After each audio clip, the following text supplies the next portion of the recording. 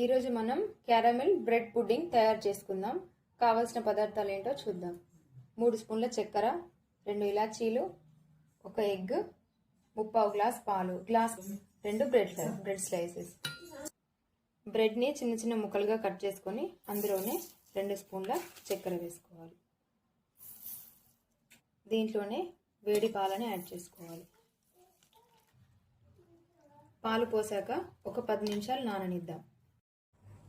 Bread బాగా నానింది. దీంట్లోనే ఇలాచి పొడి వేసుకోవాలి.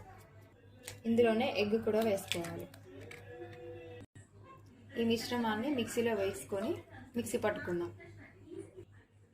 మిక్సీ పట్టుకున్న మిశ్రమాన్ని వడకట్టుకోవాలి. స్టవ్ వెలిగించి ప్యాన్ పెట్టుకొని 1 స్పూన్ షుగర్ వేసుకోవాలి. 2 చుక్కల వాటర్ వేసుకోవాలి. షుగర్ బాగా కరిగిపోయింది. ఇప్పుడు బౌల్లోకి తీసుకుందాం. స్టవ్ ఆఫ్ చేసి ఇందులోనే మనం వడకట్టుకున్న మిశ్రమాన్ని వేద్దాం.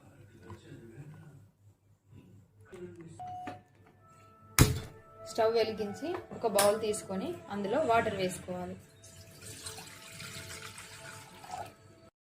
ఇందులోనే అడుగున ఒక పేపర్ వేసి పెట్టుకోవాలి. మనం ముందుగా కలిపి పెట్టుకున్న మిశ్రమాన్ని ఆ పేపర్ పైన పెట్టాలి. దీన్ని ఒక 20 నుంచి 30 నిమిషాల వరకు ఉడికిద్దాం.